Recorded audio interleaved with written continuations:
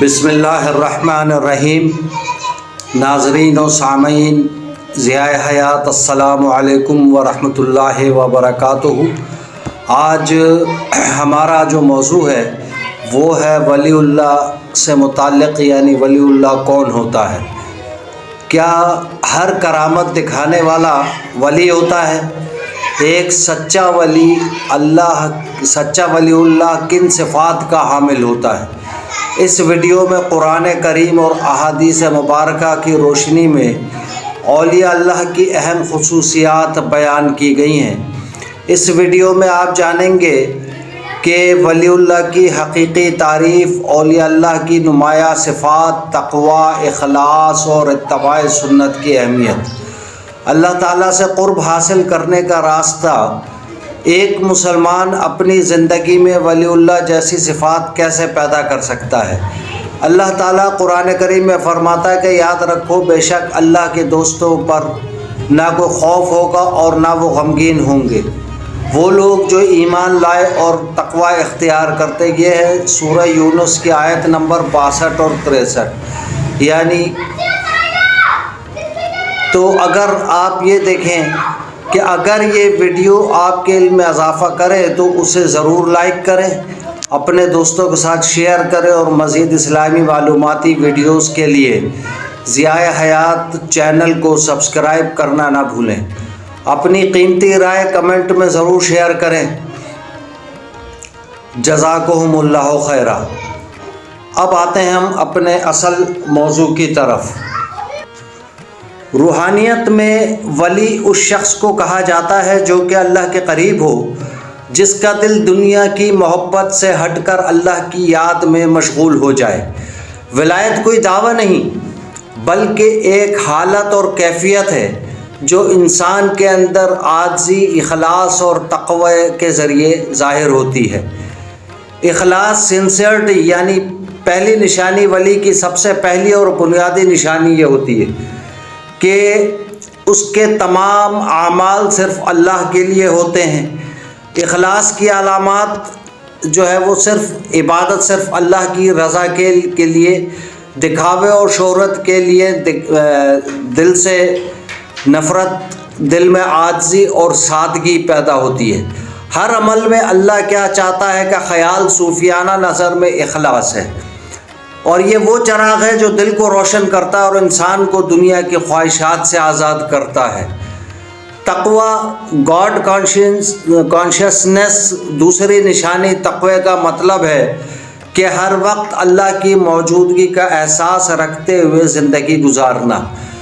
تقوی کی علامات یہ ہیں کہ گناہوں سے بچنا، حلال و حرام کی تمیز رکھنا، دل میں ہر وقت اللہ کا خوف اور امید کا ہونا۔ ولی وہ نہیں جو صرف عبادت کرے، بلکہ وہ ہے جو گناہ سے بچنے کی کوشش میں بھی لگا رہے۔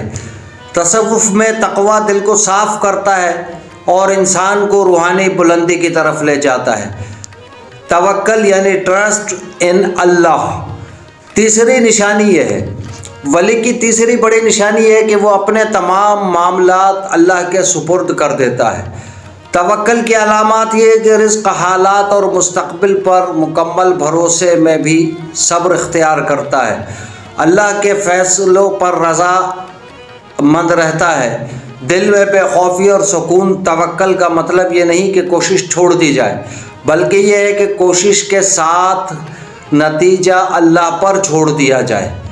روحانی نقطہ نظر سے اس کا خلاصہ یہ ہوگا کہ صوفیہ کے نزدیک ولی کی پہچان ظاہری دعووں سے نہیں بلکہ دل کی پاکیزگی، اخلاق کی نرمی، گناہوں سے دوری، مسلسل اللہ کی یاد سے ہوتی ہے۔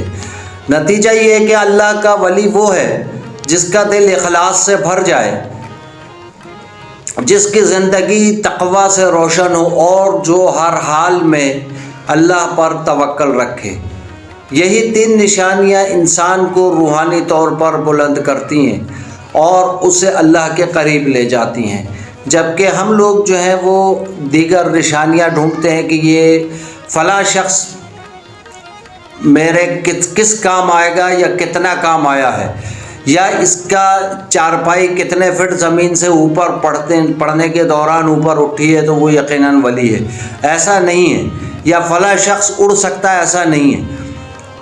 جیسا کہ خود قرآن میں نے پہلے ایک آیت پیش کی ہے، اس کا ترجمہ کہ الا ان اولیاء اللہ لا خوف علیہم ولا هم یحزنون الذین آمنوا وکانوا یتقون۔ اس آمنوا وکانوا یتقون میں ولی کی تمام شرائط موجود ہیں کہ وہ تقوی والا بھی ہوگا اور صاحب ایمان یعنی عقیدہ صحیحہ پر بھی قائم و دائم ہوگا۔ جو شخص عقیدہ جس کا خراب ہے اور وہ بے شک کتنا تقوی اختیار کرتا ہے تو وہ ولی نہیں ہو سکتا، اور اگر کوئی شخص جس کا عقیدہ بالکل صحیح ہو، سب کچھ جانتا بوجھتا اور اس کے باوجود اس کا تقوی صحیح نہ ہو تو بھی وہ ولی نہیں ہو سکتا۔ لہٰذا ولی کے اندر یہ دونوں شرائط کا ہونا لازم قرار پاتا ہے۔ تو ان چیزوں کو سامنے رکھتے ہوئے آپ ولی اللہ کی تلاش جاری رکھیں، ولی اللہ کو تلاش کریں۔ اگر آپ کے پاس کوئی ولی موجود ہیں ارد گرد تو ان کی اس پیمانے پر جانچ کریں، لیکن ان کو پرکھنے کی کوشش نہ کریں۔ ہاں، ولی اور سالک اور مجذوب میں بڑا فرق ہوتا ہے۔ یہ بہت اہم چیز جزء ایک میں آپ کی خدمت پیش کر رہا ہوں کہ بعض احباب جو ہے وہ مجذوب کو کہتے ہیں کہ یہ دیکھیں یہ تو اپنے آپ کو ولایت کا دعویٰ کرتے اور یہ اس قسم کے، جبکہ ان کے اندر وہ یہ شرائطیں نہیں پائی جاتی۔ تو اس چیز کے میں کسی اور دن اگر میں لائیو آیا تو میں انشاءاللہ تشریح کروں گا کہ مجذوب اور ولی کیا چیز ہے اور ان کے لیے کیا کیا شرائط کی ضرورت ہوتی ہے۔ مجذوب کیا ہوتا ہے، ولی یعنی سالک کیا ہوتا ہے، کس کا رتبہ افضل ہے دونوں میں، کس کا نہیں ہے، یہ بھی میں آپ کی خدمت میں عرض کروں گا۔ علامہ نور بخش توکلی غالباً ان کا نامی اس میں گرامی ہے، انہوں نے ایک کتاب لکھی ہے جامع کرامات اولیاء، اس کے اندر ان صفات کا ذکر کیا گیا ہے۔ انشاءاللہ موقع ملا تو میں آپ کی خدمت میں بہت تفصیلی اس سلسلے میں کبھی عرض کروں گا۔ امید ہے کہ آپ کو آج کا یہ جو ویلاگ ہے یہ پسند آیا ہوگا۔ جزاکہم اللہ خیرہ والسلام۔